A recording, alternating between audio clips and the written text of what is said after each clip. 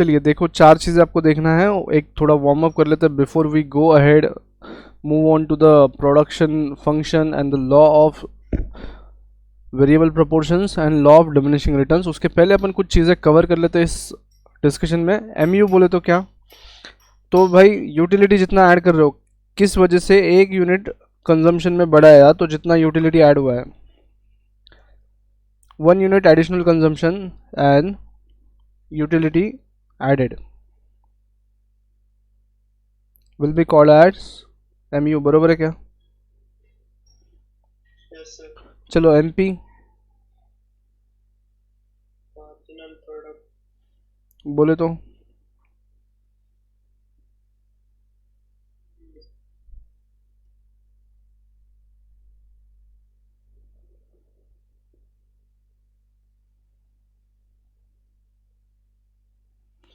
बोले तो चलिए एवरीबडी, एक यूनिट कंजम्पशन पे जितना प्रोडक्शन बढ़ा, एक यूनिट इनपुट बढ़ाने से जितना आउटपुट बढ़ा, के वो आपका मार्जिनल प्रोडक्ट है। क्लियर है क्या? देखो यहाँ पे एक यूनिट कंजम्पशन, यहाँ पे एक यूनिट इनपुट के वजह से जो भी आउटपुट बढ़ा वो आपका मार्जिनल प्रोडक्ट है। Everybody are we there? Good morning. चलिए ग्रेट। चलो ये लिख लो, फटाफट लिख लो, स्क्रीनशॉट ले लो और इसको लिख लेना।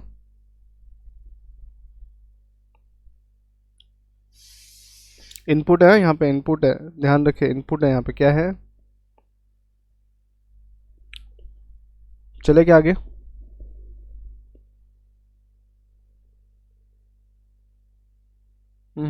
चलने का आगे। फिर मार्जिनल कॉस्ट,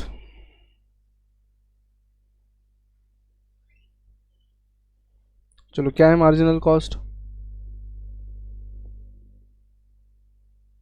एक एडिशनल यूनिट पे जितना एक्स्ट्रा कॉस्ट लगा वो, एक एडिशनल यूनिट प्रोडक्शन के लिए हाँ प्रोडक्शन,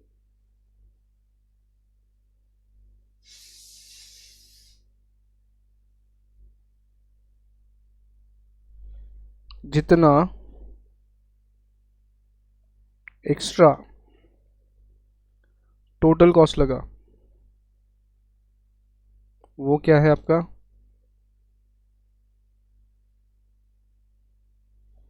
क्लियर है क्या? वो आपकी मार्जिनल कॉस्ट है। एक एडिशनल यूनिट प्रोडक्शन में बढ़ाया तो जितना खर्चा बढ़ा है टोटल में वो आपका मार्जिनल कॉस्ट है। इसका फॉर्मूला याद है क्या? कैसे कैलकुलेट कर सकते हैं? Total cost of n minus total cost of n minus 1। Very good. और changing total cost upon changing quantity. Very good. और बताते चलो, और क्या है? और भी कुछ है?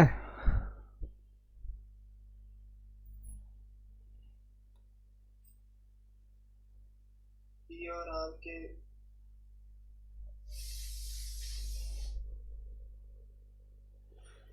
ये आपके पकड़ में नहीं आया होगा formula. Total variable cost,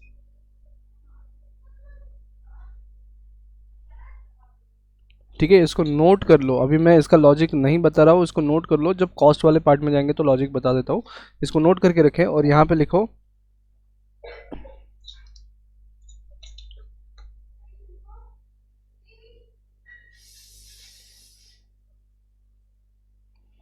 clear क्या?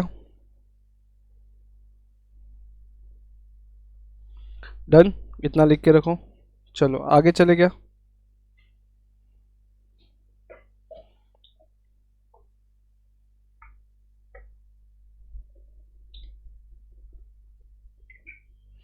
मार्जिनल रेवेन्यू या फिर सेल्स बोले तो क्या? एक एडिशनल यूनिट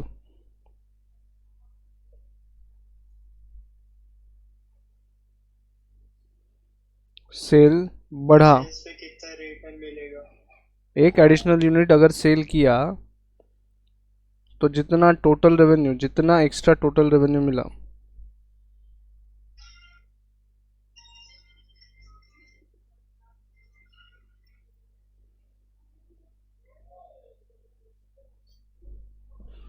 देखो ठीक है क्या? तो MR कैसे निकाल सकते हो? Total revenue at nth unit minus total revenue at n minus 1 unit, n minus 1.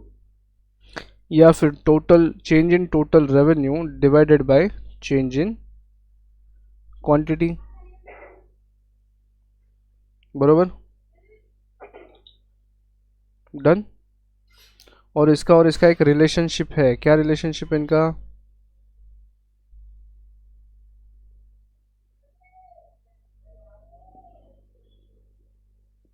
Direct.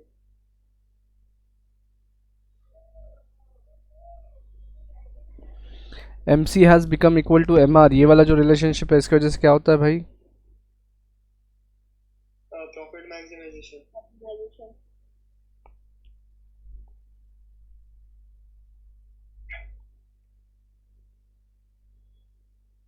Done, यहाँ तक क्लियर है? MC, MR और MU, MP। चलो यहाँ पे भी फॉर्मूलाज लिख लो। MU कैसे कैलकुलेट करोगे?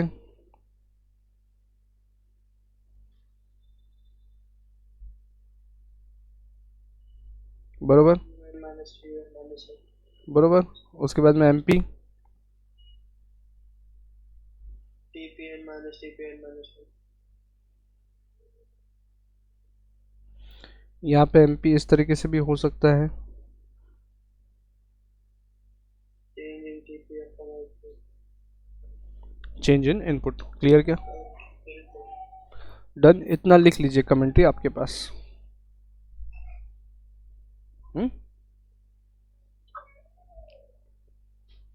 इतना कमेंट्री लिख लो, इसके डायग्राम्स अपन वापस आके ड्रॉ करेंगे।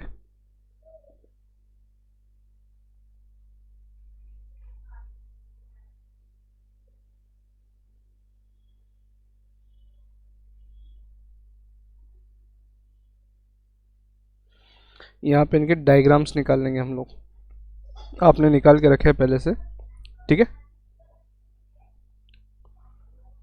चलो अब हम जो पार्ट पढ़ रहे हैं वो ये वाला है,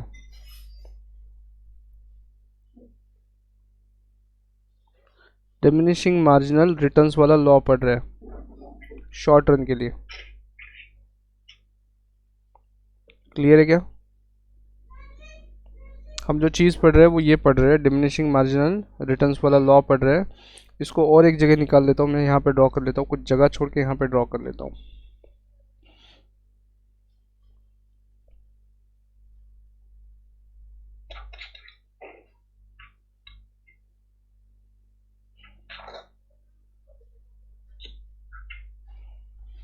चलो y एक्सिस पे क्या आएगा?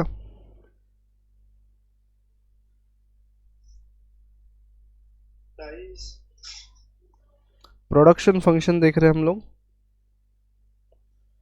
डिमिनिशिंग मार्जिनल रिटर्न्स का लॉ देख रहे हैं यहाँ पे। तो प्रोडक्शन फंक्शन में y एक्सिस पे क्या आएगा? देखो इनपुट्स है क्या आउटपुट है? आउटपुट है ना? Output. Y axis पे इनपुट होगा तो y पे इनपुट है क्या? देखो एक बार क्या है।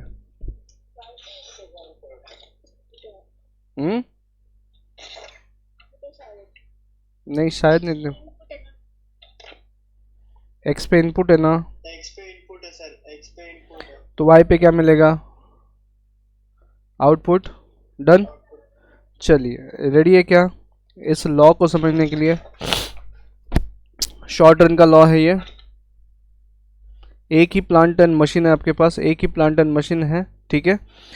एक प्लांट एंड मशीन के साथ आप लेबर चेंज कर करके देख रहे हो। मशीन कितना है?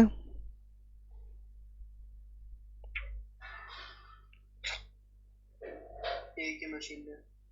इसको आप फिक्स्ड फैक्टर पकड़ लो, और लेबर चेंज करते रहेंगे।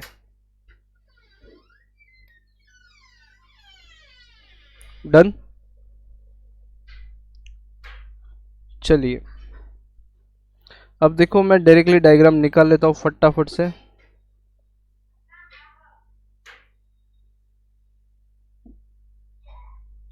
कौन सा कर्व दिखाई दे रहा है आपको?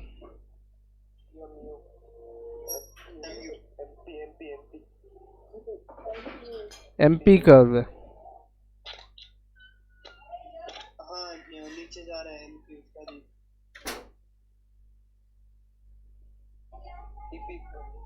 टीपी को ये टीपी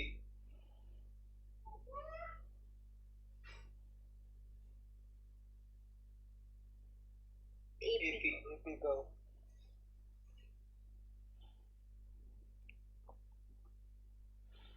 अब देखो यहाँ पे जो है एमपी का हाईएस्ट पॉइंट दिखाई दे रहा है कि यहाँ पे?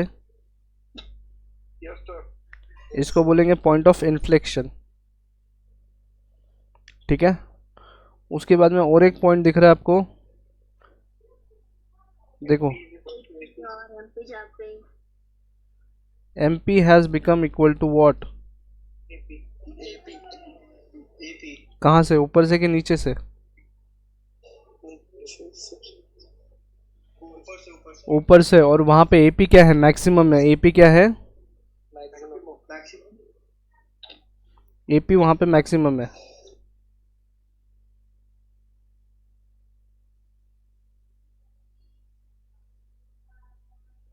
क्लियर है क्या?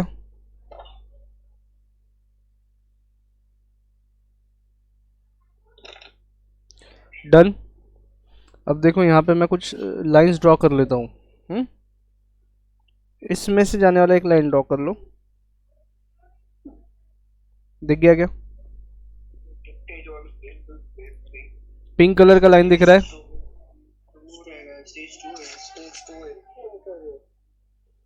और ये एमपी जहाँ पे 0 हो रहा है वहां से जाने वाला एक लाइन ऊपर ड्रॉ कर लेते हैं।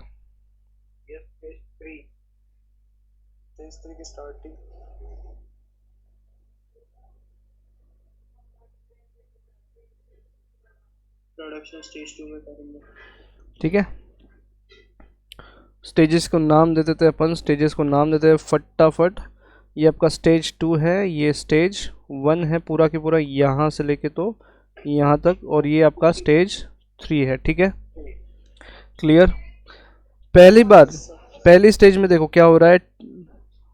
थ्रू आउट देखो TP is maximum always. TP shell be greater then MP oblique AP. हमेशा ऐसा ही हो रहा है कि देखो। उसके बाद में शुरुआत में स्टेज वन पे ये सिनारियो देखने मिलेगा।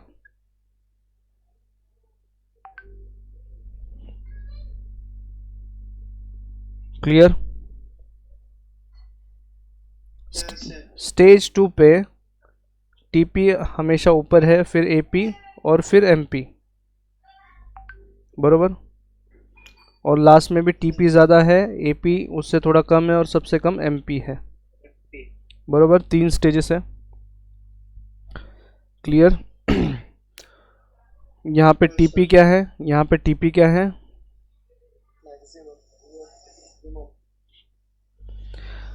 अब देखो प्रोडक्शन कब तक करना चाहिए?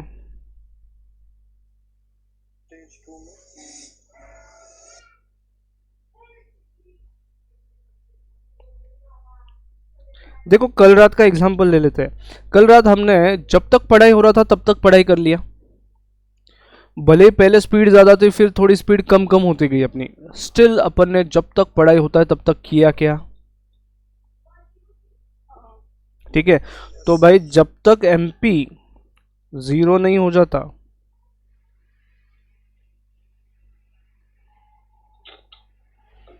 तब तक प्रोडक्शन का सोचो, प्रोडक्शन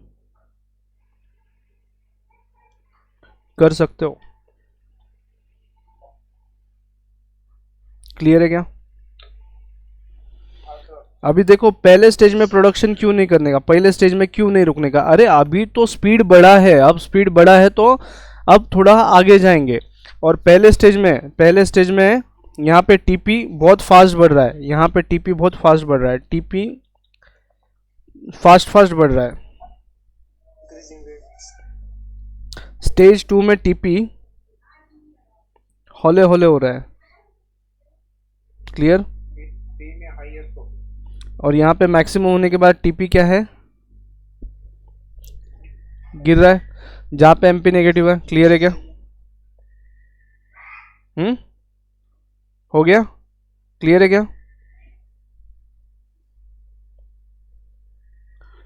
तो एमपी जब तक ज़ीरो नहीं होता तब तक प्रोडक्शन कर सकते हो। तो ये डेफिनेटली आपका स्टेज 2 में पॉइंट आएगा।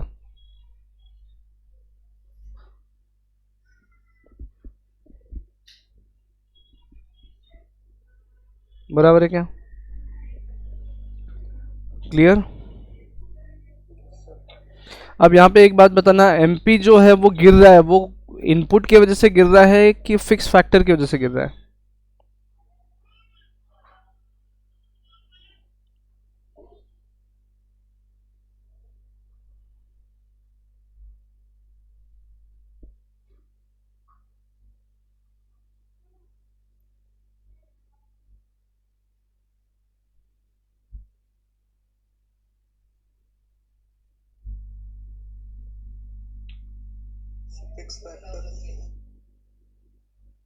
फिक्स फैक्टर की वजह से। देखो एक एग्जांपल ले लो वाईफाई डिवाइस का, 10 लोग कनेक्ट कर सकते हैं, बरोबर। अब मान लो वहां पे दो यूजर्स है ऑलरेडी, वाईफाई मस्त चल रहा है, वाईफाई टकाटक,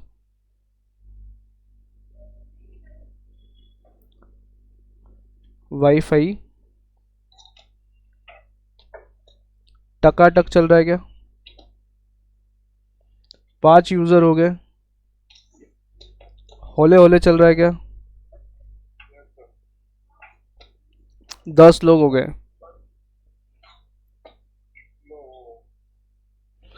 अब जो चल रहा था वो भी नहीं चल रहा है, बरोबर है क्या? अटक अटक के चल रहा है।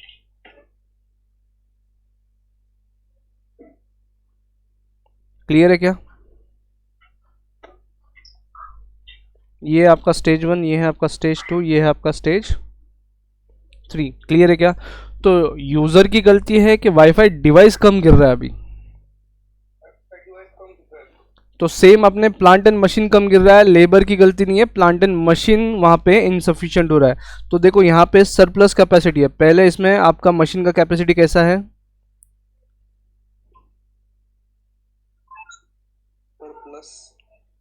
यहाँ पे है ऑप्टिमम और यहाँ पे है ओवरलोडेड। क्लियर है क्या?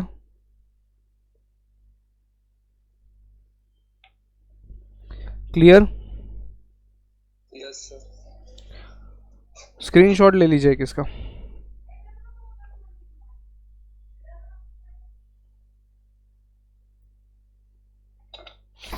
डन।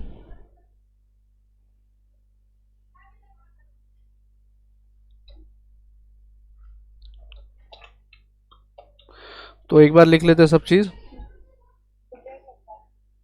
एवरीबडी लिख लिया क्या?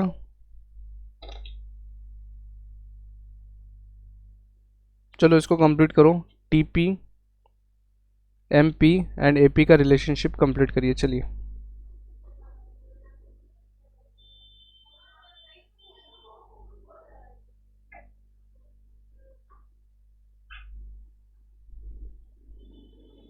चलिए एमपी लिख लेते हैं क्या पहले फटाफट। MP positive and rising, MP positive but decreasing, बरोबर।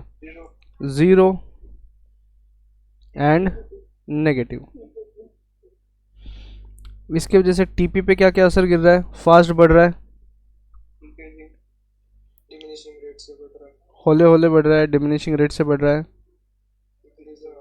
हाईएस्ट पॉइंट हो गया, ये मैक्सिमम हो गया, यहाँ पे कांस्टेंट रहेगा, पॉजिटिव है लेकिन गिर रहा है, यहाँ पे डाउनवर्ड स्लोपिंग आ जाएगा, फॉलिंग आ जाएगा। क्लियर है क्या? डन। चलो ये हो गया कंप्लीट डिस्कशन आपके लॉ ऑफ डिमिनिशिंग रिटर्न्स का। क्लियर है क्या? Short run production function, anybody is having any issue? Done क्या?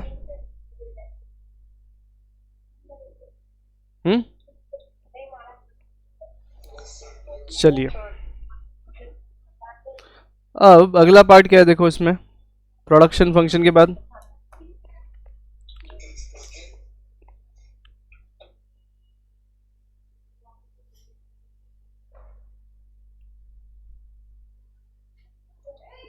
लॉन्ग रन वाला है क्या पार्ट?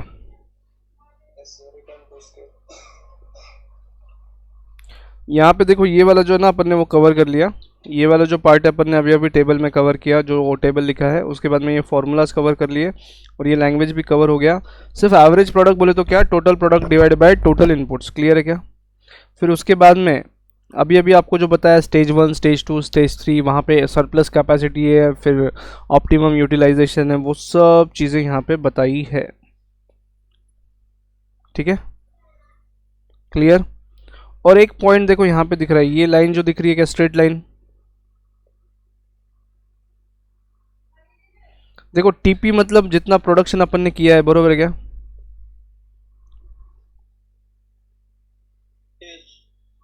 तो जितना प्रोडक्शन किया है क्या वो अपन सप्लाई कर सकते हैं?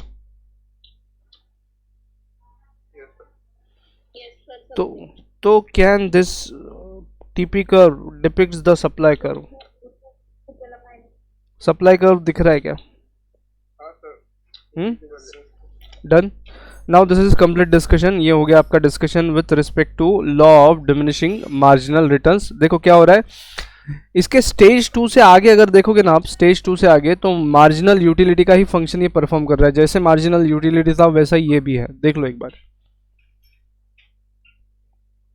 एग्जैक्टली वैसी रीडिंग्स है। ये वाले जो राइट हैंड साइड पे आपके दिखाई दे रहे हैं, ये एग्जैक्टली एमयू के जैसे ही रीडिंग है। क्लियर है क्या?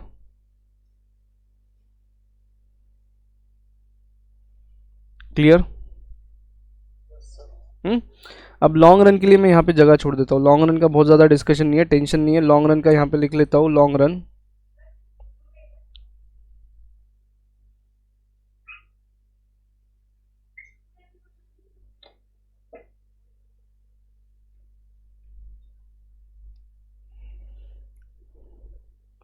रिटर्न टू स्केल का फंक्शन है, वो ज़्यादा टेंशन वाला बात नहीं है। देखो यहाँ पे क्या होगा, पढ़ लो, फटाफट खत्म करते हैं। लॉन्ग रन में क्या होगा, all the factors are variable.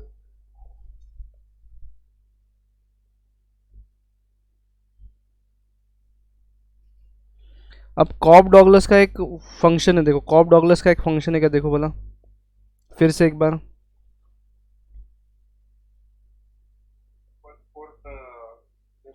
नहीं उसके बाद वाला वो नहीं, अभी वो नहीं। रिटर्न टू स्केल में एक वापस से फॉर्मूला दिया है, देखो एक ये दिया है, देखो ये आउटपुट अगर आपको लेना है तो that will be a function of k into C raise to a multiplied by l raise to b। ये फंक्शन दिया है कि आपको, तो L रेस टू A और C रेस टू B। कोई बात नहीं, एक ही होने वाला है, इधर ले लो जैसे तुम्हारी इच्छा। पहले l ले लो फिर c ले लो, कोई बंधन नहीं है। ठीक है, अभी ठीक है क्या? अब देखो मेन फोकस कहाँ पे देना है आपको, इस चीज़ पे देना है, ये दो वैल्यूज पे देना है। देखो कैसे, अगर a प्लस बी का टोटल इज मोर देन 1 तो यहाँ पे इंक्रीजिंग रिटर्न्स है।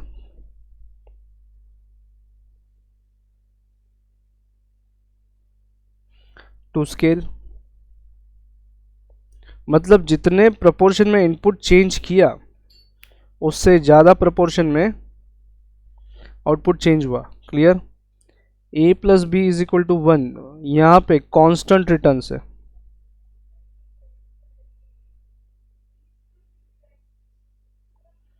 तो यहाँ पे क्या है, जितना चेंज इनपुट में किया उतना ही चेंज आउटपुट में भी हो रहा है। मतलब जितनी ताकत आप लगा रहे हो एग्जैक्टली उतना ही रिजल्ट आपको मिल रहा है।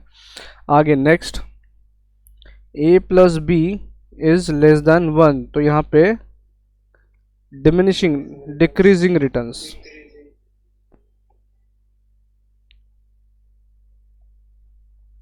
तो यहाँ पे चेंज, इससे आउटपुट कम मिला.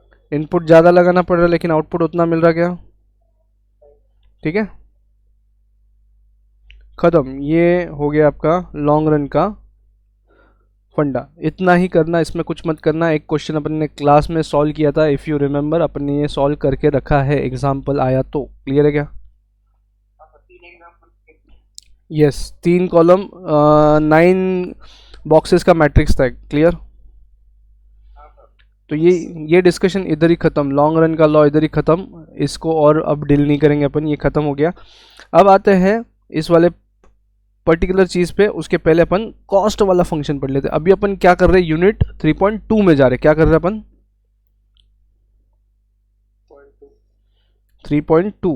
अपन ने कल वाला डिस्कशन जो पढ़ा उसमें कॉस्ट बोले तो क्या? कॉस्ट बोले तो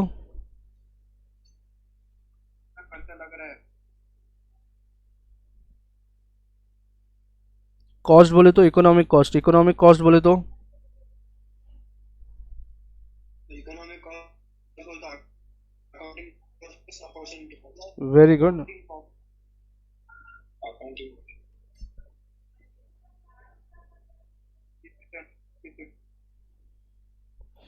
अकाउंटिंग कॉस्ट को ही क्या बोलते हैं? Explicit cost. या फिर outlay, इसी को इम्प्लिसिट भी बोल सकते हो, Implicit cost. इसी को नोशनल कॉस्ट भी बोल सकते हो। ये नाम लिख लो, आपके पास नहीं होगा। नोशनल कॉस्ट भी बोल सकते हो, अपने नोट्स में है, ये मॉड्यूल में नाम नहीं है। अगर आता है तो वो इम्प्लिसिट कॉस्ट या फिर अपॉर्चुनिटी कॉस्ट ही है। ठीक है,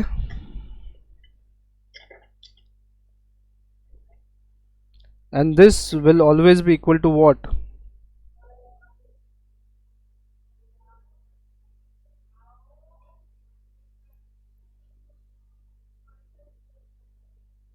क्लियर है क्या? Yes, sir. उसके बाद में और एक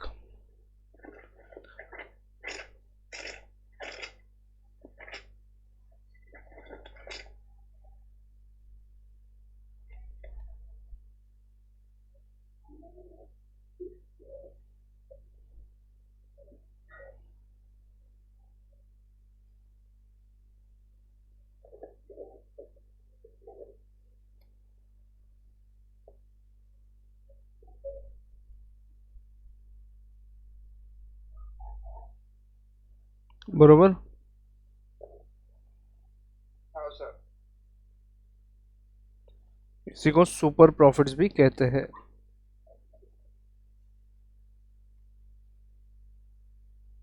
क्लियर है?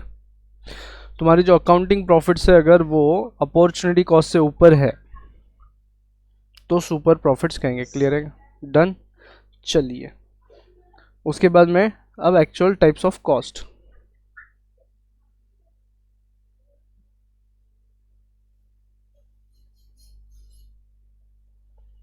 देखो एक होती है Fixed cost. कुछ करो मत करो फिर भी लगती है।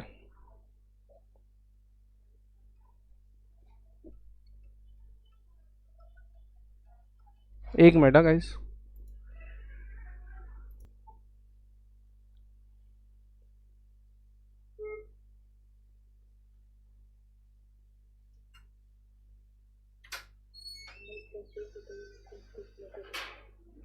क्या क्या एग्जांपल्स ले सकते हैं इसमें? The code of conduct. और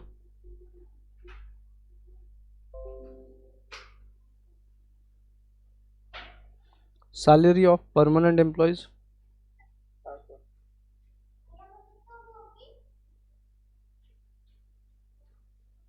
ठीक है, उसके बाद में दूसरा क्या आएगा cost? Variable cost. Raw material का cost सर.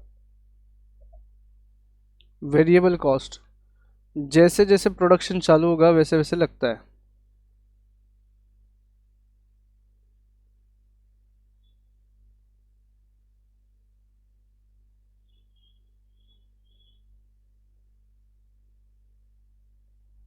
तो यहाँ पे क्या क्या आएगा, रॉ मटेरियल आएगा, फिर क्या आ जाएगा, लेबर आ जाएगा। ठीक है, इन दो चीज़ों पे रुकते हैं अपन। रॉ मटेरियल आ जाएगा, लेबर आ जाएगा, और इन दोनों को मिला दिया तो क्या बनता है, total cost. Total cost. ठीक है, ये वर्ड टोटल मतलब जितना आउटपुट लिया उसके लिए क्या कॉस्ट लगा वो है। अब अगर इनके एवरेज मेरे को निकालने हैं, अगर इनके एवरेज मेरे को निकालने तो कैसे निकालेंगे,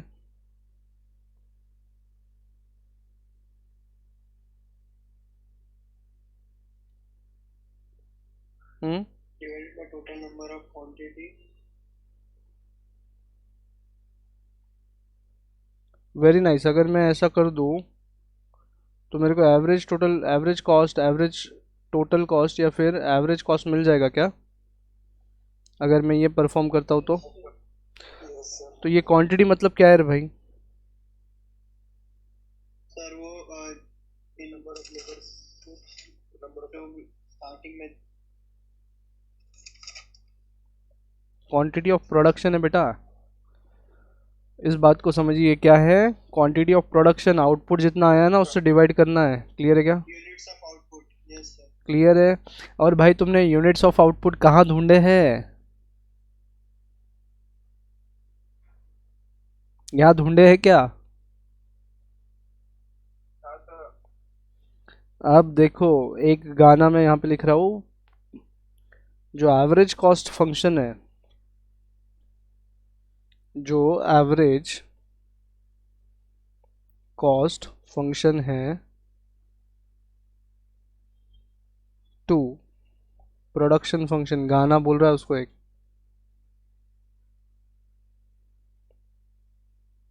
क्या बोल रहा है गाना,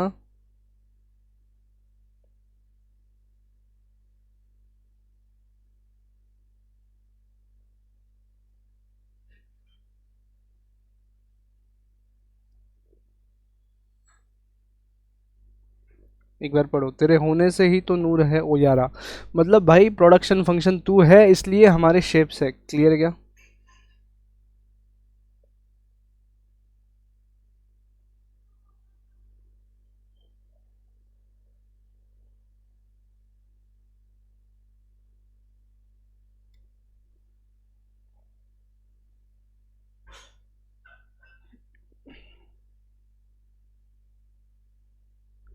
क्लियर है क्या, ये बात समझा क्या। अब देखो, टोटल कॉस्ट का फॉर्मूला आपने बोला, total cost is equal to total fix cost plus total variable cost. Let us mix production function into that. Clear है क्या, let us mix production function. Mix करना है क्या प्रोडक्शन फंक्शन,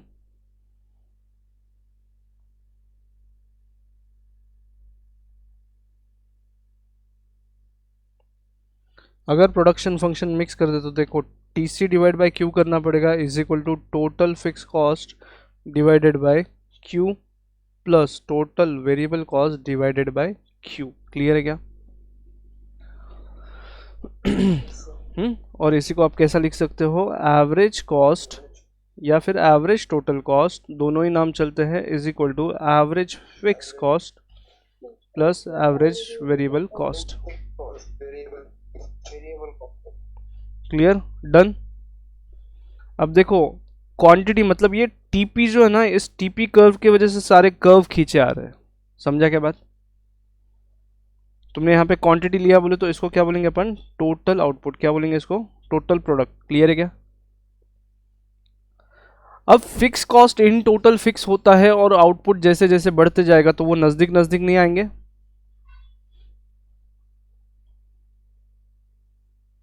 समझ रहा है क्या बात, 10,000 रुपीज़ फिक्स कॉस्ट लगा है, तुमने 100 यूनिट प्रोडक्ट प्रोड्यूस किए, फिर 200 यूनिट प्रोड्यूस किए, फिर 300 यूनिट प्रोड्यूस किए। Please calculate average fix cost. Do it.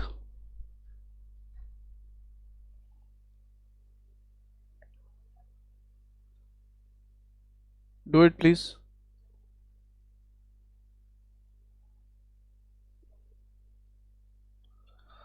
चलिए 10,000 फिक्स कॉस्ट है तो 100 यूनिट्स प्रोड्यूस करे तो कितना एवरेज फिक्स कॉस्ट आ रहा है भाई?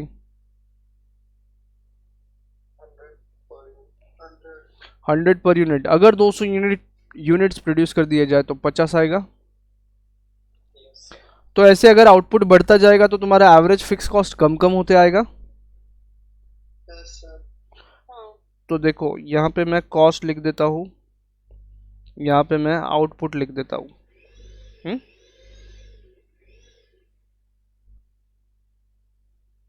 कैसा दिखेगा फिर वो?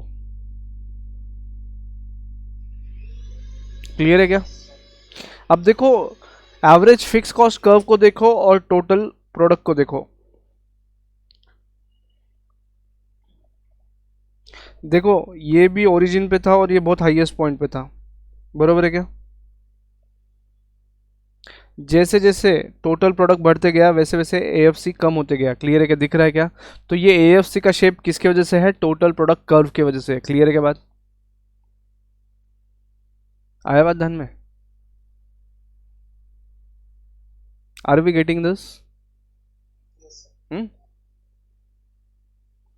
उसके बाद यहाँ पे और एक चीज लिखता हूँ, average cost shall be greater than AFC. Also average cost should be greater than ABC. Clear? दो फंडे और लिख दिए राइट हैंड साइड में, दिख रहे हैं यहाँ पे ग्रीन कलर से तुम्हारे स्क्रीन के राइट हैंड साइड में. तो देखो अब देखो ये एवरेज कॉस्ट. अब मेरे को एक बात बताना, जब प्रोडक्शन कुछ भी नहीं था तो वेरिएबल कॉस्ट कहाँ रहेगा भला? एवरेज वेरिएबल कॉस्ट कहाँ रहेगा?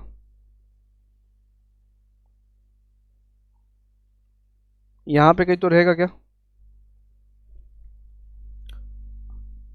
जब प्रोडक्शन कुछ भी नहीं है तो वेरिएबल कॉस्ट लगेगा क्या? नहीं लगेगा. लेकिन प्रोडक्शन धीरे धीरे बढ़ाएंगे तो एवरेज वेरिएबल कॉस्ट लगना चालू हो जाएगा. हाँ. तो वो देखो ये कुछ इधर रहेगा क्या? एवरेज वेरिएबल कॉस्ट इधर रहेगा क्या? हाँ.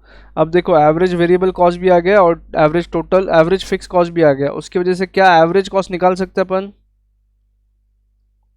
Yes sir. शुरुआत में प्रोडक्शन कम रहेगा तो एवरेज फिक्स कॉस्ट ज़्यादा रहेगा. अब देखो ये जो शुरुआत का पोर्शन है ना, ये वाला यहाँ तक,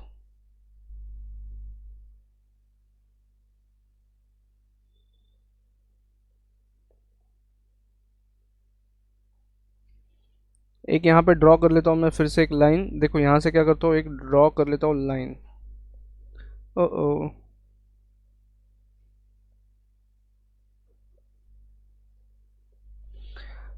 तो देखो ये जो शुरुआत का पहला बॉक्स है ना, यहाँ पे एएफसी एवरेज फिक्स कॉस्ट का इन्फ्लुएंस है.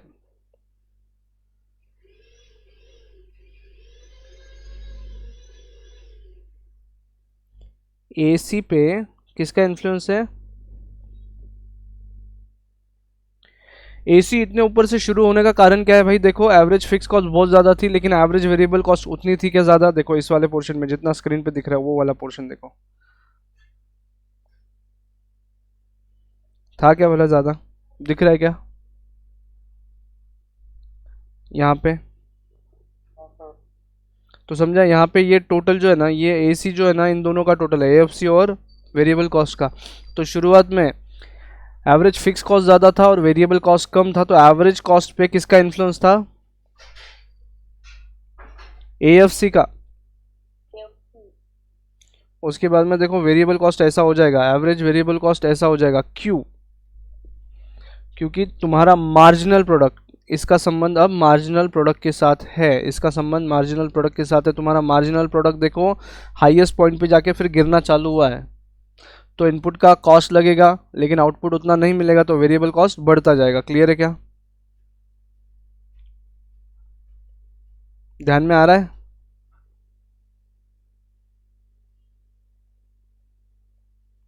और ये लास्ट वाला कर्व कौन सा है भाई? एमसी. ये वाला पॉइंट कौन सा है? Equal to AC.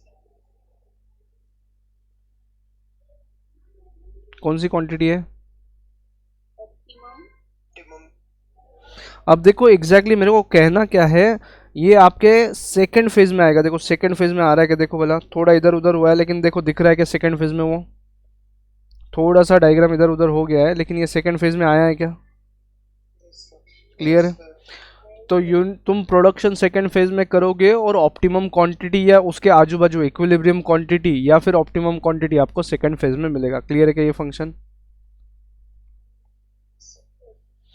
दस वी हैव कवर्ड कॉस्ट वाला एक part, cost function short run के क्या क्या कवर किया?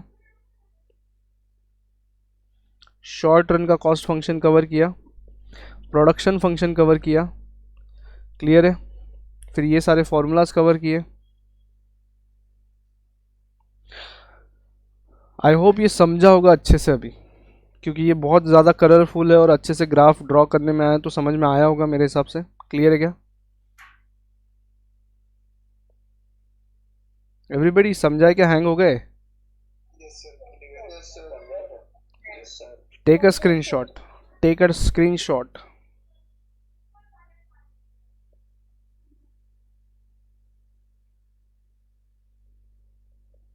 डन।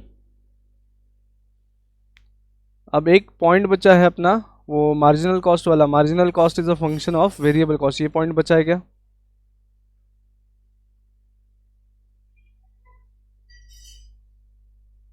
एक वो पॉइंट बचा है ना भाई? क्लियर है क्या?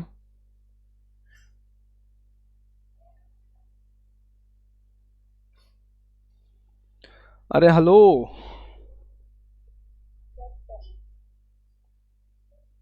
क्या पॉइंट बचा है अपना? सिर्फ marginal cost is a function of variable cost. अब मेरे को एक बात बताना, जब जब टोटल कॉस्ट में चेंज होगा, जब जब आप आउटपुट बढ़ा रहे हो तो टोटल कॉस्ट में चेंज होगा, तो कौन सी कॉस्ट चेंज होने वाली है? जब जब आउटपुट बढ़ाना है तब कौन सी कॉस्ट चेंज होने वाली है? फिक्स कॉस्ट चेंज होने वाली है कि टोटल कॉस्ट चेंज होने वाली है? total cost अरे जब जब आउटपुट में चेंज होगा तब टोटल कॉस्ट चेंज होगा, लेकिन उसमें फिक्स कॉस्ट भी चेंज होने वाला है कि सिर्फ वेरिएबल कॉस्ट चेंज होने वाला है? सिर्फ वेरिएबल होगा सर फिक्स रहता है फिक्स फिक्स ही रहता है, सिर्फ वेरिएबल चेंज होता है। और एग्जैक्टली देखो, जितना वेरिएबल चेंज होता है उतना ही चेंज टोटल में भी होता है। yes sir और change in total cost is considered as marginal cost. बराबर है? चेंज इन, देखो चेंज इन टोटल कॉस्ट, ये पिंक कलर वाला बॉक्स कर रहा हूँ, change in total cost is considered as marginal cost. और टोटल कॉस्ट में चेंज आने का कारण क्या होता है? Total variable cost. तो टोटल वेरिएबल कॉस्ट में जितना चेंज हो रहा है वही आपका मार्जिनल कॉस्ट भी है, और इसके वजह से वेरिएबल कॉस्ट ही मार्जिनल कॉस्ट का रीजन है। क्लियर है क्या? आया बंधन में? अब ये प्रिंसिपल आपको कहाँ लगेगा? 4 पॉइंट, ये जो चीज़ पढ़ी आपने ये कहाँ लगने वाली है अभी? अरे क्या हो गया? 4.1 में लगेगा। सेम लॉजिक आपको 4.1 में लगेगा। क्लियर है क्या? क्लियर?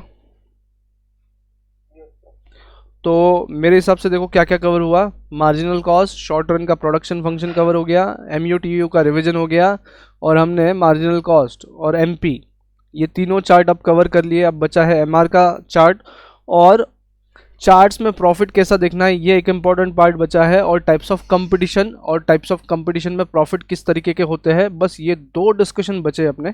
ठीक है, चलो एक काम करिए, अभी कॉस्ट वाले पार्ट में देख लो फटाफट, आपके पास मॉड्यूल है, नज़र घुमा लो क्या क्या बचा है देख लो।